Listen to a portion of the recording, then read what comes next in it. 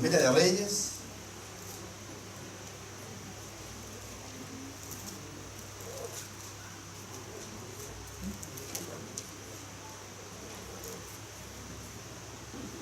El capítulo 2 en realidad, no era el 11.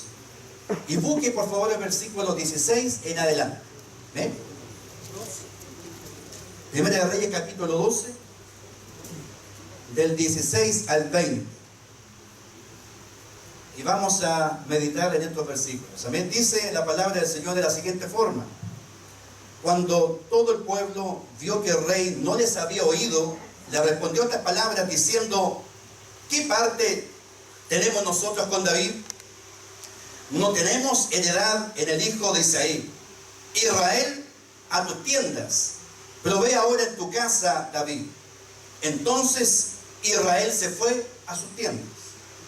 Pero reinó Roboam sobre los hijos de Israel que moraban en la ciudad de Judá. Y el rey Roboam envió a Adoram, que estaba sobre los tributos, puesto interno podríamos decir hoy día, pero lo apedreó todo Israel y murió. Entonces el rey Roboam se apresuró a subirse en un carro y huir a Jerusalén. Así se apartó Israel de la casa de David hasta hoy. Y aconteció que oyendo todo Israel que Jeroboam había vuelto, enviaron a llamarle a la congregación y le hicieron rey sobre todo Israel, sin quedar tribu alguna que siguiese la casa de David, sino solo la tribu de Judá. Oramos al Señor para que Él nos ministre su palabra a través de este siervo. Te damos las gracias, Señor, por esta reunión, por esta santa convocatoria que nos damos hoy día en este lugar. Gracias, Señor, por todo lo que tú provees para nuestras vidas, tanto lo espiritual como también en lo material. Señor, ahora queremos escuchar tu voz. Bendícenos con tu palabra, que ella es bendita, útil para toda buena obra, Señor, en nuestras vidas. Bendícela en nosotros y que podamos no solamente escucharla, sino que lo más importante, podamos ponerla por obra, para que de esa manera el propósito de tu palabra en nosotros sea completo. En el nombre de Jesús, amén. Gloria al Señor. Durante los años previos a la época de los jueces, Dios le había advertido a Israel, tanto en el tiempo de Moisés y Josué, que la obediencia a sus preceptos para mantenerse como pueblo santo de Dios era requisito sine qua non para gozar de su bendición. Amén. Todos hemos leído el Antiguo Testamento, ¿verdad? Como contraparte, si lo primero era obedecer los preceptos del Señor para gozar de su bendición, la contraparte significa que el pecado conduciría a Israel a su destrucción. Y en realidad, cuando usted y yo leemos los libros históricos que van desde Josué hasta Esther, vamos viendo que el gran tema o el hilo conductor de esos libros es justamente esto: que la obediencia a Dios y a su palabra, a sus preceptos, a sus estatutos, trae bendición a la nación de Israel. En cambio, la desobediencia a estos acarrea maldición. Y fíjese que esta verdad, que es el tema, el gran tema de los libros históricos, en el Antiguo Testamento se cumplió cabalmente en la historia del pueblo hebreo, tanto cuando estaba unido como cuando estaba dividido. Esto es así, y lo podemos notar cada vez que leemos estos libros. La ruina de la nación hebrea no se debió solamente, o mejor dicho, no se debió mayormente a factores externos, enemigos que vinieron sobre ellos. Esto tiene un trasfondo mucho más profundo, sino que la ruina de la nación, la destrucción de la nación hebrea, ¿no es cierto? Todo lo que le ocurrió en el devenir del tiempo obedeció a factores internos que fueron de su propia responsabilidad. Nosotros somos responsables de nuestros actos. Lo que nosotros hagamos y sembremos vamos a cosechar. Y el pueblo hebreo lo que hizo, lo que sembró fue lo que cosechó. Y la ley de la siembra y la cosecha nos dice que siempre la cosecha es más abundante que la siembra. Es decir, si el pueblo sembró desobediencia, va a cosechar destrucción. Y dentro de este gran marco referencial que le estoy señalando, que es el tema de los libros históricos, la historia de Israel unido y desunido y cómo fue cayendo en el tiempo porque no obedeció los preceptos del Señor, notamos un hecho que tuvo grandes y graves consecuencias para la nación. Y esa es la división. Y si escarbamos en esta causa de la división, podemos hallar algunos factores como los siguientes. Primero, la idolatría de Salomón. Dios le había advertido a Salomón 2 veces sobre el adorar o ir en pos de dioses ajenos. Y eso lo encontramos en este mismo libro, en el capítulo 9, versículos 6 al 7, el versículo 9, y el capítulo 11, del versículo 4 al versículo 6. Pero Salomón, ¿qué hizo? No hizo caso al Señor. No tomó en consideración lo que Dios le decía, sino que desobedeció al Señor. Por eso Dios le dijo que le quitaría el reino, pero por amor a David su padre, no lo haría en su periodo, sino que le quitaría el reino en el periodo de su hijo Roboam. Y eso es lo que acabamos de leer hace unos minutos atrás.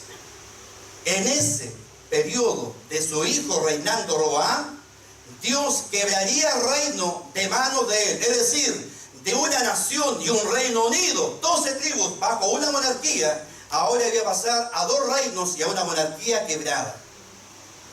Pero por amor a David también su siervo, Dios le dice: voy a dejarte una tribu, que fue la tribu de Judá, ¿no es cierto? Así que ahí encontramos un factor que influye en esta gran consecuencia de la división. Pero también encontramos otro aspecto de esta tremenda consecuencia grave para el pueblo, que es la actitud de Roboam.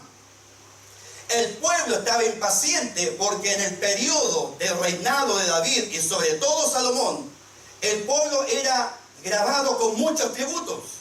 Y también para mantener la corte real, el pueblo era castigado muchísimo. Por lo tanto, con el cambio de gobierno, siempre hay expectativas con los cambios de gobierno, ¿verdad? ¿Qué es lo que va a pasar en tema económico, en tema social, en tema tributario, en tema financiero, en tema de política exterior? En fin, esta gente también tenía expectativas. ¿Qué va a hacer este rey? Es más joven, una mano nueva, un periodo distinto. Pero cuando van con la propuesta, que tenía un nombre, Jeroboam, oh rey, aligera la carga tributaria de la nación. Revisa esto, revisa el impuesto, revisa los tributos, revisa la situación. Las tribus estamos sobrecargadas para mantener el Estado. En vez de aligerarlos, Roboam los agrava. ¿Y sabe por qué? Porque escucha el consejo de gente joven que no tenía mayor experiencia. Él desecha el consejo de los ancianos. Él desecha el consejo de los viejos. ¿No es cierto? Él rompe con una tradición del pueblo hebreo donde los ancianos tenían algo muy importante que decir en diversas situaciones, en diversos temas, en diversos asuntos.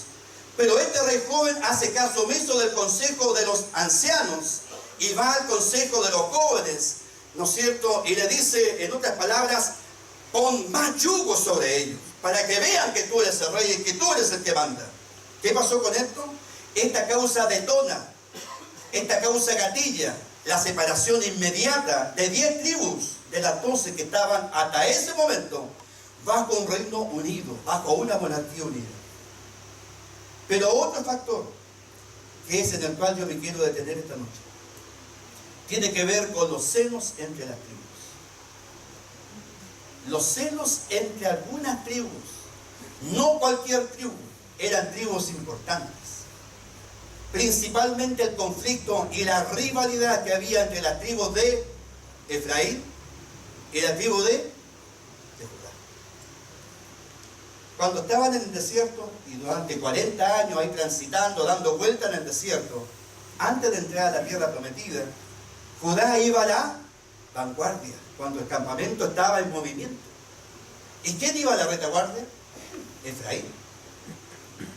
Y notamos en los libros tanto de Jueces como también Josué, pero más en Jueces, cómo este conflicto se agrava o se hace cada vez más evidente. Era una tensión constante la unidad de las tribus. Este conflicto que había, o esta envidia, o esta rivalidad, esta animadversión entre Judá y Efraín. Y todas las tribus eran afectadas por esta tensión. Podemos notar que algunos líderes destacados del periodo de los jueces y del periodo de la monarquía unida eran de alguna de estas tribus, como por ejemplo, Saúl era benjaminita. David y Salomón eran de la tribu de Judá. Josué era de Efraín. Es decir, estas dos tribus tenían liderazgo. Y eso se personalizaba en personas que hacían el gobierno de las tribus, el gobierno de la nación. Estas tres cosas, estas tres causas, provocan la división, el cisma hebreo, que fue una tragedia para toda la nación. Y es por eso que yo quiero hablarle acerca de que la división de Israel tuvo graves consecuencias para Israel. Y de esa división nosotros, como asambleas de Dios, tenemos que aprender lecciones importantes. La primera consecuencia que notamos de esta división es que el poderío de la nación hebrea se debilita progresivamente en el tiempo. Hay un concepto en la administración estratégica que se llama sinergia. ¿Lo ha escuchado usted? En palabras muy sencillas, la sinergia significa que la acción del todo es mayor que la de sus partes actuando de manera independiente. Es decir, el todo es mucho más poderoso, es mucho más eficiente, es mucho más eficaz que cada parte de ese todo actuando de manera individual. ¿Se imagina nuestro cuerpo humano actuando de manera antisinérgica? No funciona. Todo el cuerpo, todos nuestros sistemas actúan de una manera tan unida, tan compenetrada, tan eficiente, que hace que este cuerpo pueda funcionar. La cabeza no va a un lado, ni el pie se queda atrás, ni el estómago, ¿no es cierto?, no procesa los alimentos, ni el sistema circulatorio no hace circular la sangre. Todos los sistemas de nuestro ser, de nuestro cuerpo, funcionan tan bien que hace que el cuerpo funcione. Y el poderío de los hebreos no era debido al liderazgo de Efraín o al liderazgo de Judá. No era gracias a lo eficiente que eran los honderos de Benjamín o a la acción independiente de las otras tribus. El poderío de la nación hebrea era porque actuaban juntos, porque estaban unidos en los mismos propósitos. ¿Cuál era el propósito? Conquistar Canaán. Era conquistar la tierra prometida, pero no una tribu en particular, sino que las 12 tribus juntas. Porque las 12 juntas eran poderosas. Las 12 juntas eran invencibles. Josué es un libro de derrota, pero damos vuelta a la página y encontramos el libro de Jueces, que es un libro de derrotas. Un ciclo de 7 derrotas, de 7 clamores, de 7 libertadores, de 7 periodos de paz, y nuevamente encontramos un periodo de decadencia hasta que aparece un juez. Cuando Israel estaba unida, pero realmente unida, eran poderosos, eran invencibles. Era una nación que causaba temor a sus enemigos. Pero ¿sabe? Este poderío de la nación también cae drásticamente cuando no obedecen al Señor. Cuando se vuelven tras dioses ajenos de una manera sistemática. Ya Moisés se lo había advertido a las 12 tribus a puertas de entrada a la tierra prometida. En Deuteronomio capítulo 28, versículo 1, versículo 2, versículo 13, versículo 13, versículo 14. Usted lo puede corroborar en su Biblia. Donde les dice, les advierte de una manera pero tajante, enfática, categórica, no irse tras dioses ajenos, no adorar a los dioses de los cananeos, porque será su ruina y será su destrucción. Pero también, ¿no es cierto?, en la memorable despedida o el memorable discurso de despedida de Josué 23 y 24, los capítulos, Josué también le dice lo mismo a la generación de israelitas que ya había conquistado 7 reinos y había distribuido, conquistado en parte la tierra. Les dice lo mismo: no olvidéis a Jehová, no dejéis al Dios de nuestros padres. En ese memorable discurso él señala: ustedes pueden escoger a quien sirvan, pero yo en mi casa serviremos a Jehová. Pero ¿sabe? En Jueces capítulo 2, versículos 1 al 3, después que muere la generación de la conquista, la generación de Josué, ahora es el ángel de Jehová que los reprende. Que han dejado a Dios y se han ido tras otros dioses. Mientras el pueblo obedeció y sirvió a Dios en sujeción, Israel era invencible. Pero la idolatría, poco a poco, en el transcurso del tiempo, dramáticamente va dejando y haciendo su mella y su desastre en toda la nación. ¿Sabe? Aquí hay profesores de nuestros institutos bíblicos. Lo saben mejor que uno, ¿verdad? Uno de los males endémicos de la iglesia cristiana, en toda su historia, más de 2000 años, es justamente la división. Un mal endémico porque está en ella. Quizás por nuestro carácter, quizás porque somos humanos todavía, quizás por otras razones. Pero debemos reconocer que en nuestra corporación también hay falta de unidad. Hay división, hay desunión, hay miembros nuestros cegados, hay personas que no están unidas. Y eso no nos beneficia en absoluto. Eso no beneficia en absoluto a nadie. Porque como cuerpo de Cristo tenemos que estar unidos. Tenemos que estar unidos el uno al otro. No podemos aislarnos. No podemos competir entre nosotros. Yo no compito contra usted y usted contra mí. ¿Para qué? Nosotros competimos contra otra persona, otro personaje que tiene un mundo atrapado, ¿no es cierto?, en sus garras, lo tiene engañado, lo tiene en oscuridad. Contra él guerreamos, y para eso, esa pega tenemos que hacerla todos juntos.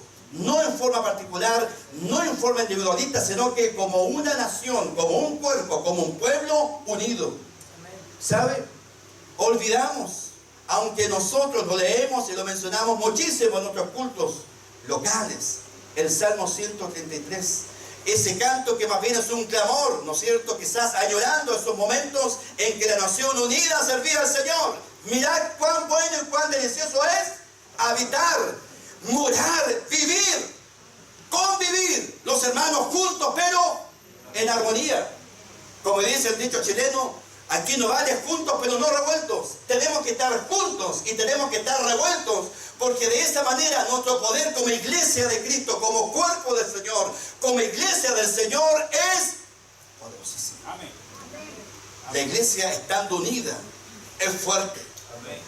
Israel, cuando se divide, progresivamente se debilita, y ellos no lo notaron. Y eso me lleva a la segunda consecuencia de la división de Israel. Y esa tiene que ver con que la división de Israel acentúa el personalismo de cada reino y determina su caída.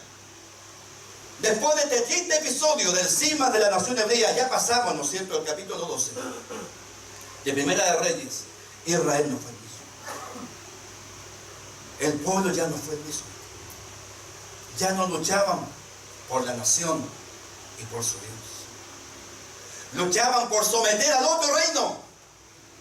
Si no, lea un poquito ahí en el capítulo 12, como el rey de Judá, Roboam, junta 180.000 para ir donde las tribus y hacerlas volver por la fuerza a la monarquía unida. Y el Señor no se lo permite. Ya no luchaban por Dios, por ellos mismos, por la nación, por el pueblo, sino que ahora por el poder, por la gloria, por dominar al otro, por destruir al otro, a sus propios hermanos de carne y de sangre, a su propia progenie. Surgen dos reinos de esta división, qué triste. Surge el reino del norte y surge el reino del sur. Cada uno conoce los nombres de la tierra de Efraín, la tierra de Judá. Hermanos de carne y de sangre ahora se convierten en enemigos acérrimos, en enemigos irreconciliables, en enemigos a muerte. Pero con el devenir del tiempo, estos dos reinos se tornaron débiles e insignificantes ante sus enemigos, llegando a un vergonzoso y triste final. ¿Qué pasó con el reino del norte? ¿Qué pasó con la tierra de Og, como se le llamaba en un principio? ¿Con la tierra de Efraín? ¿Qué pasó con esas 10 tribus? En el año 722 a.C. vienen los asirios y se acabó el reino del norte. Y no hubo quien lo pudiese librar de ese triste final, de ese triste destino. El reino del norte sucumbió ante el poder y ante, ¿no es cierto?, la crueldad de los asirios. Y hasta ello. Y hasta ello. Y el reino del sur no le fue mejor que al reino del norte. 135 años sobrevive el reino del sur. 135 años continúa existiendo, como queriendo decir, nosotros éramos el verdadero pueblo, porque acá está el templo. Nosotros éramos, ¿no es cierto?, los verdaderos hijos del Señor. Pero ellos también siguieron el mismo camino y la misma senda, el mismo rumbo de sus hermanos del norte. Y en el año 586 antes de Cristo se termina de destruir o de consumar la invasión caldea o neobabilónica sobre estos. Y ahí encontramos a un Jeremías lamentando cómo su nación, no solamente Judá y Jerusalén, sino que como toda su nación, esa nación de Jehová, el único verdadero Dios, es destruida por sus enemigos impíos. Gloria al Señor. ¿Sabe que cuando surgen los personalismos, cuando surgen las agendas propias, cuando surge la falta de sujeción, cuando surgen los orgullos personales, aparece el fracaso, aparecen las derrotas, aparecen las decepciones, aparecen las desilusiones y al final el costo de no unirse? Todo esto termina por destruir no solamente a uno de nosotros, sino que destruyen las organizaciones, destruyen las instituciones. Destruyó Israel. Nunca Israel volvió a ser el mismo. Cuando usted y yo estamos divididos, nunca seremos lo mismo. Y eso tenemos que reflexionar de manera seria. ¿Sabe? Parte de nuestros ejecutivos estuvo en un evento en Estados Unidos y fue maravilloso escuchar esta noticia, quizás una primicia para usted, que en el mundo la única organización evangélica que crece son las asambleas de Dios. Los bautistas están retrocediendo en el mundo. Están perdiendo ministros, y están perdiendo templos, y están perdiendo miembros. Pero las asambleas de Dios, y por eso invitaron a las asambleas de Dios a un evento de liderazgo en Estados Unidos, en el mes de marzo que recién pasó, es la única organización, la única iglesia cristiana que en el mundo está creciendo. Y ellos quieren trabajar con nosotros los chilenos. Pero nosotros tenemos que ser dignos de ese merecimiento y de ese privilegio de que quieran trabajar con nosotros. Y yo les invito a que nos unamos a trabajar juntos. Me gustaría escuchar más amén. Trabajar juntos, porque juntos nos va mejor. No podemos envidiar al que tiene 500, 800 o 1000 y despreciar al que tiene 50, 40, 20 o 30. Tenemos que nivelar hacia arriba, tenemos que unirnos todos para que no nos pase lo que le pasó a este pueblo, que se divide en dos. La estrategia del diablo, dividir para gobernar, y el pueblo sucumbió ante todos y cada uno de sus enemigos. Cuando se divide Israel, se olvida de Dios, porque estaban preocupados de su hegemonía, ellos prevalecer sobre el otro. Dios era lo último en sus prioridades, y en el nombre de Dios, a lo largo de la historia de la iglesia, se han hecho muchas cosas horribles. El único digno de gloria, hermanos, pastores y pastoras, es el Señor. Él es el único digno de honra y de alabanza, nuestro trino Dios, porque de Él mana la gracia, de Él mana el poder, de Él mana la sabiduría, de Él mana toda inteligencia, de Él mana toda capacidad, de Él mana todo talento, todo don, toda dádiva, mana de Él. Y por lo tanto la iglesia sin Él no es nada, hermano. Israel sin Dios no era nada. Pero cuando estaba unido a Dios, era una nación poderosa, temerosa, las naciones de ellos, porque Israel estaba en comunión con Dios y en comunión con ellos. Cuando usted y yo somos personalistas, somos individualistas, estamos cegados, separados, desunidos, vamos a sucumbir como otras denominaciones han sucumbido. Gloria al Señor. Usted y yo somos siervos del Señor. Compartía con los maestros de escuela dominical del distrito Norte Chico que a veces nosotros nos creemos extraordinarios. Y el Espíritu Santo en nosotros nos hace ver cada día que somos dependientes de Él. Porque el Espíritu Santo ha venido a ayudar a la iglesia a cumplir la gran comisión. Aquí no hay ningún extraordinario. Las asambleas de Dios, ¿no es cierto?, seguirá existiendo conmigo, o como decía un futbolista, sinmigo. Porque la obra del Señor no es mía la obra. Nosotros, ¿saben lo que somos? Como lo dice el apóstol Pablo en sus cartas, Somos esclavos. La palabra siervo está como más traducida, en realidad es esclavo, dulos. Me encanta esa carta de presentación del apóstol Pablo, un hombre que nos legó la teología, un hombre que nos legó el pensamiento cristiano nuestro, que ha sido desarrollado en el tiempo después por la iglesia. Pero él nos legó lo que hoy día nosotros creemos respecto de muchas cosas que están reveladas en la palabra. Y este hombre en su carta de presentación siempre habla de él, siervo de Jesucristo. Claro, dice apóstol del encabezado, pero cuando usted lee las cartas, habla de siervo. Ténganos los demás como servidores de Dios. Y la palabra que aparece 124 veces en el Nuevo Testamento en griego es doulos, un esclavo cuya voluntad le pertenece a otro, hermanos. Nuestra voluntad le pertenece a Dios.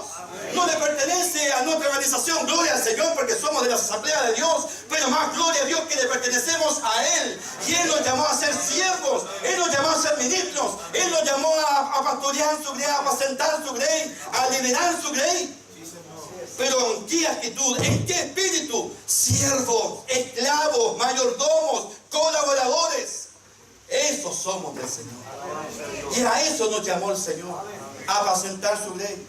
Me gusta lo que escribe Pedro en la primera carta, en el capítulo 5, apacentar la grey de Dios, no enseñorearnos de ella. Pablo donde iba era el doulos de Jesucristo, le pertenecía en cuerpo y alma al Señor, atado a su voluntad, a obedecerla sin dudar, sin argumentar, sino que un servicio de manera incondicional. Y eso tenemos que recordarlo siempre. Y la última consecuencia de esta división es que la división de la nación hebrea afrentó al Señor ante las demás naciones. ¿Sabe? Cuando uno lee los primeros capítulos de Josué, nos indican cómo el terror de Jehová había caído sobre los cananeos y amorreos de la Palestina. En Josué capítulo 2, versículos 9 al 11 y el capítulo 5, versículo 1 nos hablan de cómo el terror había caído sobre ellos. Estaban desfallecidos, estaban desalentados porque habían escuchado cómo el río Jordán se había, ¿no es cierto?, ahí detenido para cruzar en seco el pueblo hebreo. Habían oído lo que había pasado con Sehón, con Og de Basán, con otros reyes. Habían oído de cómo Dios estaba con la nación, dándole victoria tras victoria. El corazón de los cananeos había desfallecido.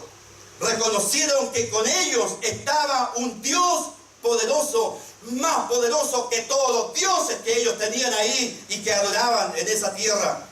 El Israel unido y sirviente de Jehová era espanto entre las naciones enemigas.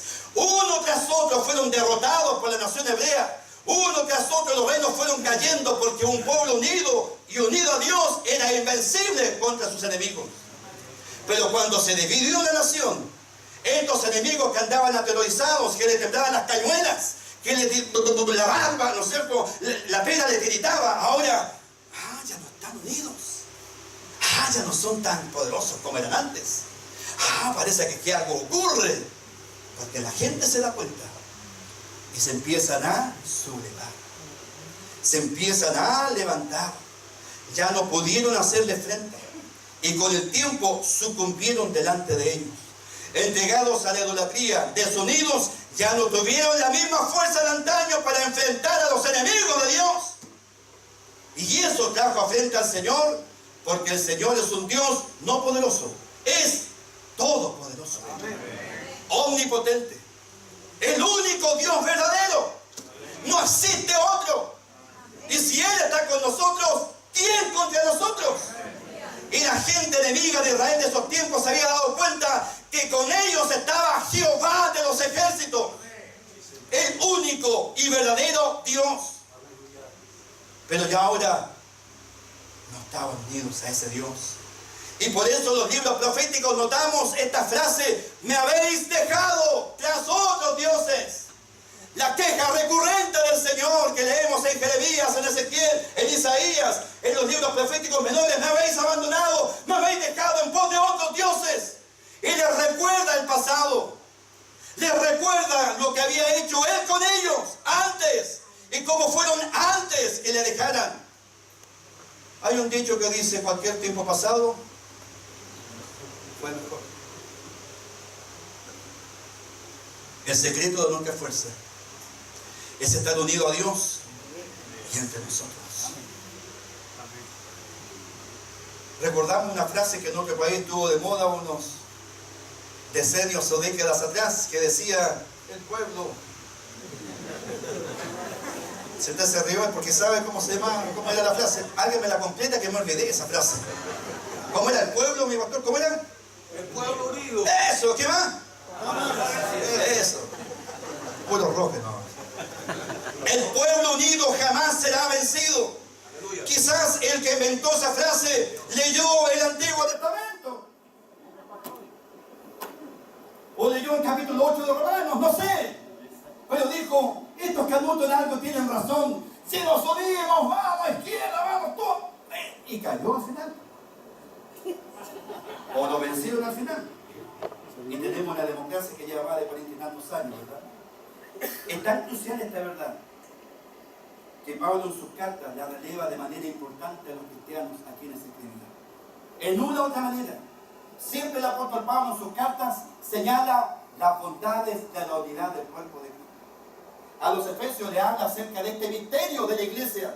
A los colosenses, ir sobre todas estas cosas vestidos de amor, que es de lo más fuerte que es el vínculo perfecto, mejor que el poxipol, mejor que el hormigón armado y mejor que cualquier pegamento. El amor de Dios nos une de una manera que nadie nos puede separar. Somos buenos para hacerlo en sentido vertical. Nada me separará del amor de Cristo, pero cualquier cosa me separa de mi Padre. Cualquier cosa nos separa entre nosotros y nos mantiene desunidos y nos mantiene sesgados. En una u otra manera, siempre el apóstol Pablo a los creyentes les dice que tienen que estar juntos, unidos, unánimes, amándose unos a otros, aún más, soportándoos unos a otros, porque a lo mejor el pastor Jaime a usted le cae bomba, pero el Señor le dice: hay que soportar al tesorero.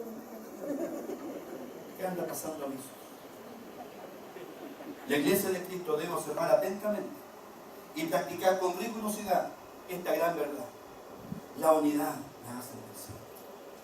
Tan importante es esto que nuestro Señor Jesucristo, en el Evangelio de Juan, ese Evangelio apologético tan maravilloso, en el capítulo 17, lo dice con meridiana claridad: el deseo del Señor Jesucristo. Dice ahí, en el versículo 20-21, más, no ruego solamente por estos, sino también por los que han de creer en mí por la palabra de ellos, para que todos sean uno, como tú, oh Padre, en mí y yo en ti, que también ellos sean uno en nosotros, para que el mundo crea que tú me enviaste. No sé si a usted le pasa, pero cuando yo evangelizo, una pregunta que surge casi siempre es: ¿y por qué hay tantos evangélicos? ¿Qué pentecostal, qué bautista, qué dijo la Asamblea de Dios, que la última tribu de Israel que anda perdida? ¿Y qué respondemos ante eso? No podemos poner teológico, ¿no es cierto? Bueno, la verdad que la historia de la iglesia, ¿no es cierto? A la gente no le convence eso. El Señor Jesucristo oraba por nosotros para que fuésemos uno. Y no solamente como Asamblea de Dios, sino que con otras congregaciones cristianas hermanas. Porque Chile no la va a ganar la Asamblea de Dios para Cristo. La va a ganar la iglesia que Dios tiene en Chile. Quisiera concluir con una ilustración. Estaba buscando, ahí salió una rama, no la encontré, pero espero que usted entienda la ilustración. Un padre que estaba moribundo, en su lecho de muerte, en sus últimos momentos, llama a 10 hijos que él tenía para que los fuesen a ver en sus últimos momentos de vida. Estos 10 hermanos que habían crecido juntos, jugando a la pelota, al chite cuarta, a los palitroques, al Paco Lanón, ahora grandes estaban desunidos. Algunos habían olvidado visitar a su padre. Y cuando llegan los hermanos, se van turnando y finalmente llegan todos. La esposa le dice: viejo, llegaron todos los niños. Y el padre los hace pasar al dormitorio donde estaban él agonizando. Y al menor de ellos, al Benjamín de la familia, le pide que vaya al patio de atrás y del árbol más frondoso corte una rama. Y le dijo, ojalá esa rama sea larga, no una rama. Y el hijo menor, y todo sin entender nada, el hijo menor trae la rama, una rama de casi 2 metros. Y llega donde el padre le dice, padre, aquí está la rama. Y quizás pensaron que el padre lo iba a agarrar a varillazos con la última fuerza que le quedaba. Pero ¿sabe? El padre le dice al menor, hijo, ¿tiene la rama? Sí, papá, aquí está, rompe. ¿Cómo? Rompe. Y el hijo toma la rama de 2 metros y la rompe. Y el padre le pregunta, hijo, ¿te costó romper la rama? Y el hijo le responde, no, la verdad que no me costó. Pásasela a tu hermano que sigue en edad. Y le pasa no una rama, le pasa los 2 metros. Y le dice al hijo que viene, hijo, tiene 2 ramas ahí, ¿verdad? Sí, papá. Rompe.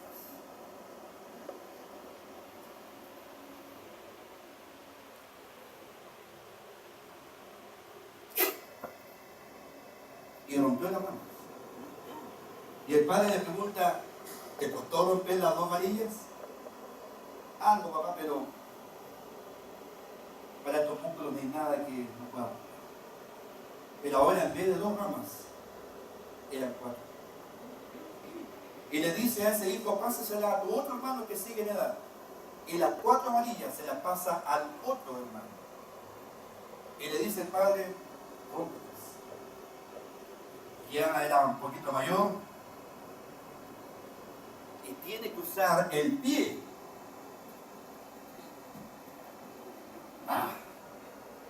Y la rompe. Y el padre le pregunta, hijo, ¿te costó romper las 4 ramas? Sí, papá, tuve que usar la pierna. Bien.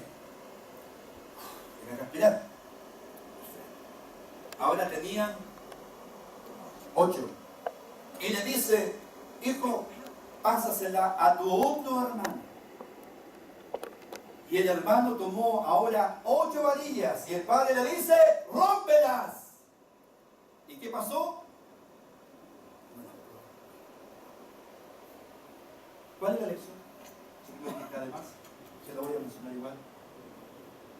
Juntos, le dijo, son invencibles, pero separados van a ser presas de la adversidad. Así que yo no los quiero ver desunidos. Yo quiero verme con el regalo de verlos juntos para que enfrenten el futuro. Porque los hermanos siempre se van a necesitar. Vamos, pastores, aprendamos de las consecuencias de la división. Vamos, en los corazones. Hay un coro antiguo que dice, amémonos de corazón. ¿Chao? ¿Cómo dice? No de labios ni de oído. Para, ¿qué va a decir?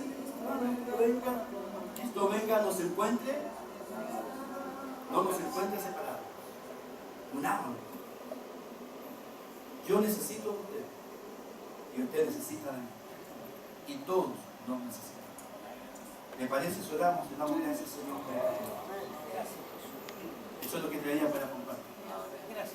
Póngase de pie y oremos al Señor. No solamente oremos por la palabra, gracias, no sé, como siempre oramos o lo hacemos. Siempre yo agradezco al Señor por las palabras que se predican en este púlpito aquí en el distrito, porque son bendición y edificación.